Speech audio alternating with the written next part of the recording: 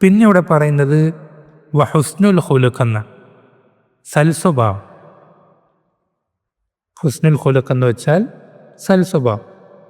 സൽസ്വഭാവം നമ്മൾ ശ്രദ്ധിക്കേണ്ടത് നബി സല്ലല്ലാഹു അലൈഹി വസല്ലം പഠിപ്പിച്ചെന്ന 4 ഹദീസുകൾ, ആ ഹദീസുകൾ നമ്മുടെ ജീവിതത്തിൽ നമ്മൾ കൃത്യമായി പ്രാക്ടിക്കലാക്കി കഴിഞ്ഞാൽ നമ്മൾ ഏറ്റവും വലിയ സൽസ്വഭാവിയാകാൻ നമുക്ക് സാധിക്കും.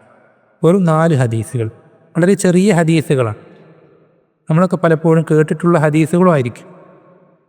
എന്നാൽ നമ്മൾക്ക് ഈ സൽസ്വഭാവം പൂർത്തീകരിക്കപ്പെട്ട് കഴിഞ്ഞാൽ അതുകൊണ്ടുള്ള പ്രതിഫലം നിസ്സാരമല്ല. നബി സ്വല്ലല്ലാഹു അലൈഹി വസല്ലം പഠിപ്പിച്ചെന്നെന്താ? ഒരു തൗഹീദുള്ളൊരു വ്യക്തിക്ക്, ഈമാനുള്ള ഒരാൾക്ക് ഖിയാമത്ത് നാളിൽ അവൻ്റെ മീസാനിൽ സൽസ്വഭാവത്തേക്കാൾ കനം തൂങ്ങുന്നതായി മറ്റൊന്നുമില്ല എന്ന് നബി സ്വല്ലല്ലാഹു അലൈഹി വസല്ലം പഠിപ്പിച്ചു തന്നിട്ടുണ്ട്. അതേപോലെ തന്നെ നബി സ്വല്ലല്ലാഹു അലൈഹി വസല്ലം പറഞ്ഞ മറ്റൊരു ഹദീസിൽ കാണാം, എനിക്ക് നിങ്ങളിൽ എന്നോട് ഖിയാമത്ത് നാളിൽ ഏറ്റവും അടുത്തുണ്ടാവുക, ഞാൻ ഏറ്റവും കൂടുതൽ ഇഷ്ടപ്പെടുക ഏറ്റവും നല്ല സ്വഭാവത്തിൻ്റെ ആളുകളാണ് എന്ന് നബി സല്ലല്ലാഹു അലൈഹി വസല്ലം പഠിപ്പിച്ചു തന്നിട്ടുണ്ട്. അങ്ങനെ ധാരാളം ഹദീസുകൾ സൽസ്വഭാവത്തിൻ്റെ ശ്രേഷ്ഠത വിശദീകരിക്കുന്നതായിട്ടുണ്ട്.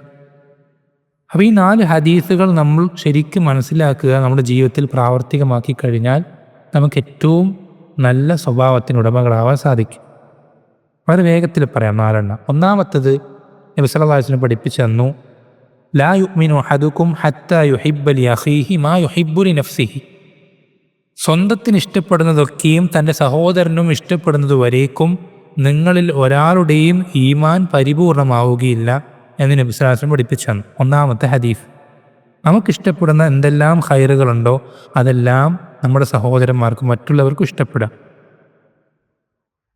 എന്ത് ഖൈറാണെങ്കിലും, എന്തൊക്കെ നന്മകളാണ്, ദുനിയവിയാണെങ്കിലും ഉഖറവിയാണെങ്കിലും, ആ ഖൈറുകളെല്ലാം മറ്റുള്ളവർക്കും ഇഷ്ടപ്പെടുക. ഒന്നാമത്തെ ഹദീസ്. രണ്ടാമത്തെ ഹദീസ് നബി സല്ലല്ലാഹു അലൈഹി വസല്ലം പറഞ്ഞു, മിൻ ഹുസ്നി ഇസ്ലാമിൽ മർഇ തർക്കുഹു മാ ലാ യഅനീഹി.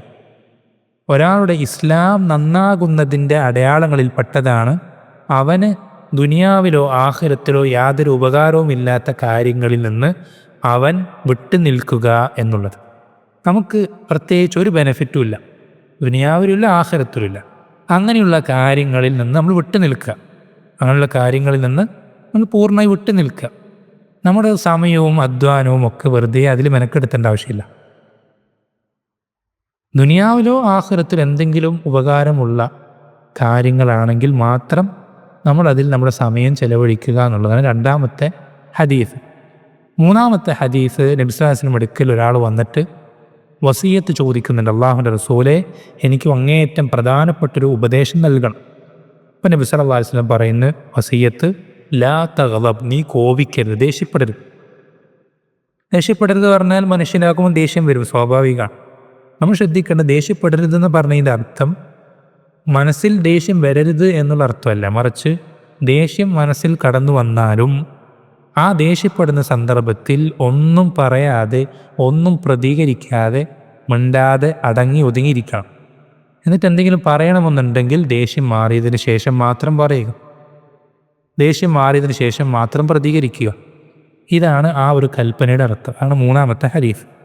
നാലാമത്തെ ഹദീസ് എന്നുള്ളത് നബി സല്ലല്ലാഹു അലൈഹി വസല്ലം പഠിപ്പിച്ചെന്ന നമ്മുടെ സ്വഭാവം നന്നാക്കാൻ, ഏറ്റവും നല്ല സൽസ്വഭാവത്തിലേക്ക് വരാൻ നബി സല്ലല്ലാഹു അലൈഹി വസല്ലം പഠിപ്പിച്ചെന്ന നാലാമത്തെ ഹദീസ്, മൻ കാന യുഅ്മിനു ബില്ലാഹി വൽ യൗമിൽ ആഖിർ ഫല്യഖുൽ ഖൈറൻ ഔ ലിയസ്മുത്. ആരാണോ അള്ളാഹുലും അന്ത്യദിനത്തിലും വിശ്വസിക്കുന്നത് അവൻ ഒന്നുകിൽ നല്ലത് പറയട്ടെ, അല്ലെങ്കിൽ മിണ്ടാതിരിക്കട്ടെ. നല്ലതാണ് നമ്മൾ ആ പറഞ്ഞു കഴിഞ്ഞാൽ അവരുടെ ഖൈറേ ഉണ്ടാവുകയുള്ളൂ. ഒന്നുകിൽ ദുനിയാവിലുള്ള ഖൈർ, അല്ലെങ്കിൽ ആഖിറത്തിലുള്ള ഖൈർ. ഇങ്ങനെ എന്തെങ്കിലും ഒരു ഖൈറേ അതിലുകൊണ്ട് ഉണ്ടാവുകയുള്ളൂ എന്ന് ഉറപ്പുള്ളത്, കൺഫേം ആയത് മാത്രം സംസാരിക്കുക, അല്ലെങ്കിൽ മിണ്ടാതിരിക്കുക.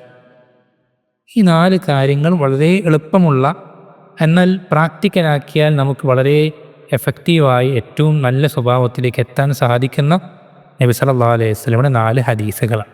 ഈ 4 ഹദീസുകൾ തന്നെ നമ്മൾ കൃത്യമായി മുറുകെ പിടിച്ചു കഴിഞ്ഞാൽ നമുക്ക് വളരെ എളുപ്പത്തിൽ ഏറ്റവും മികച്ച സ്വഭാവത്തിലേക്ക് എത്താൻ സാധിക്കും. അല്ലാഹു സുബ്ഹാനഹു വ തആല നമ്മ ഓരോരുത്തരെയും സഹായിക്കുവാനാവട്ടെ.